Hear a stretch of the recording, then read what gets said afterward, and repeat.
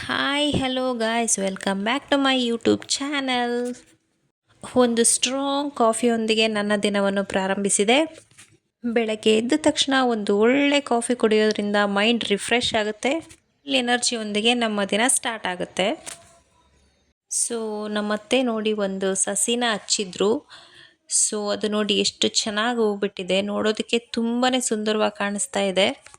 ನಾವು ಜಾಸ್ತಿ ಹೂಗಳನ್ನು ಕೀಳೋದಿಲ್ಲ, ಹಾಗೇ ಗಿಡದಲ್ಲೇ ಬಿಡ್ತೀವಿ, ಸುಂದರವಾಗಿ ಕಾಣಿಸ್ತವೆ ಅಂತ. ನೋಡಿ ಎಷ್ಟು ಚೆನ್ನಾಗಿದೆ ಹೂವು, ನೋಡೋದಕ್ಕೆ ತುಂಬಾ ಅಟ್ರ್ಯಾಕ್ಟ್ ಅನಿಸುತ್ತೆ.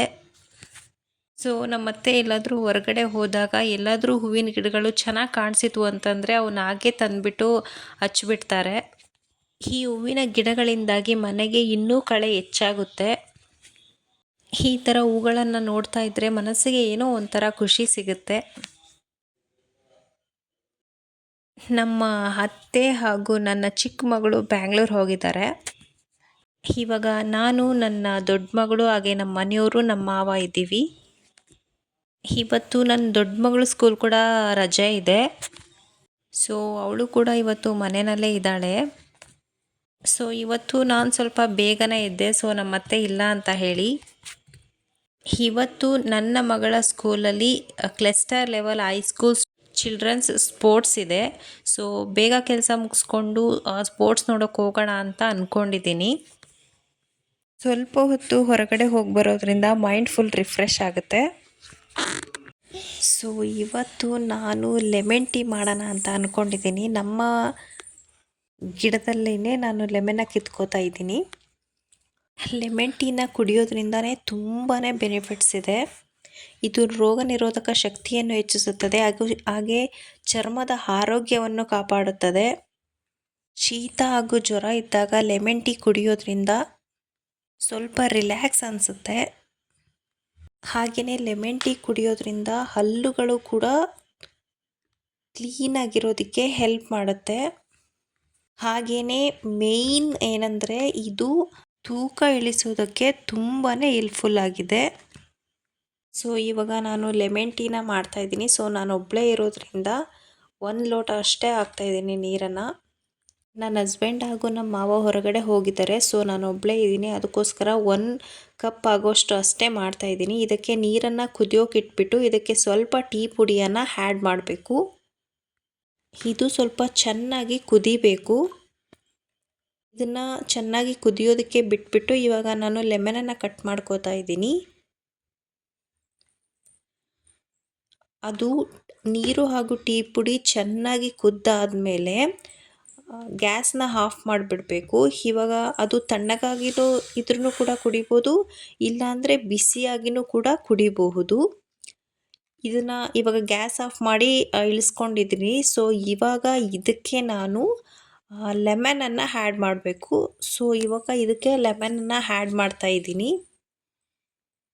ಸೊ ನೋಡಿ ಇವಾಗ ನಾನು ಇದಕ್ಕೆ ಲೆಮನನ್ನು ಆ್ಯಡ್ ಮಾಡಿದೆ.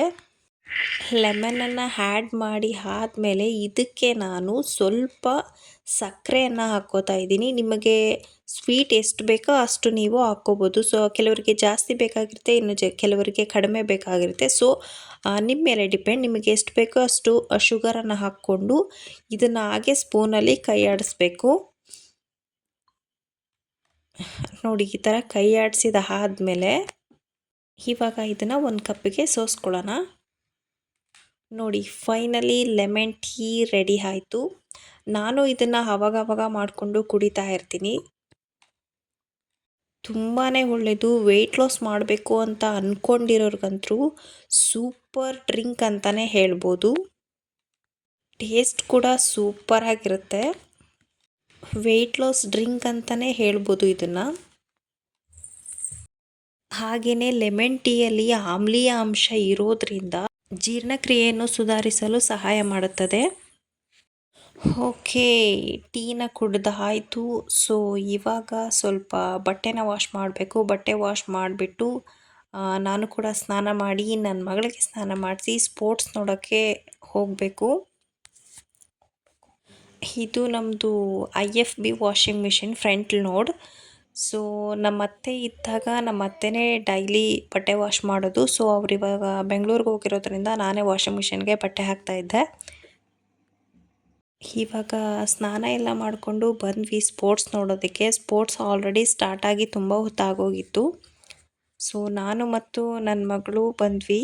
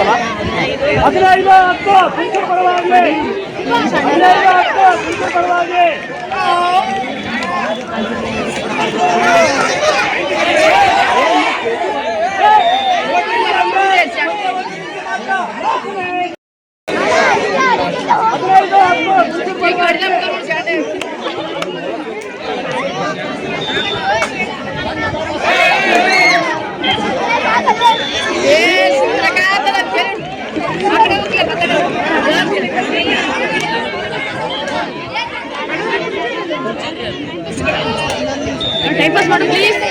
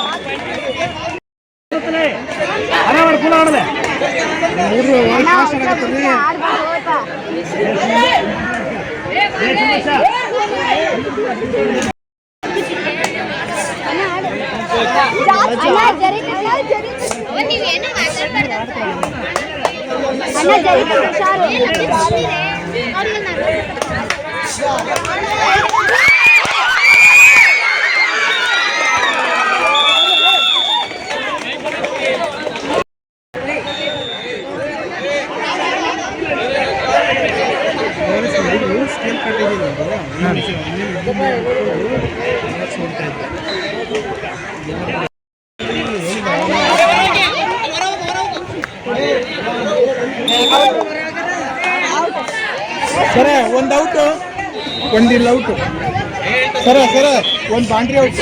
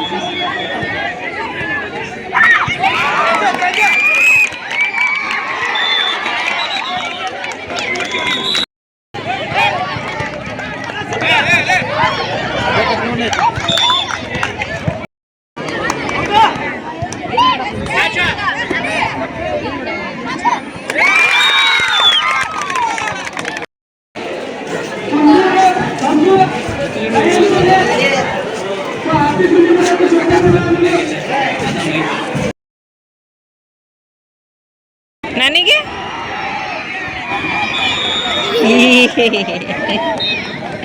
ಬಾ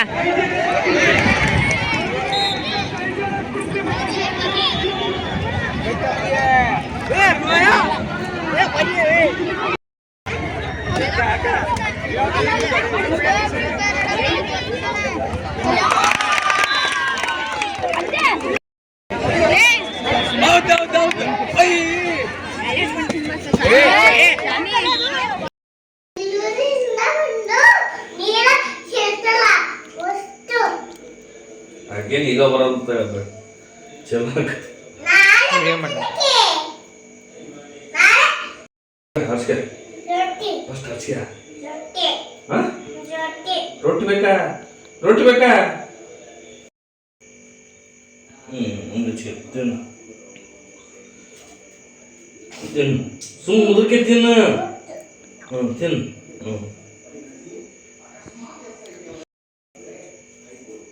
ಶಕ್ತಿ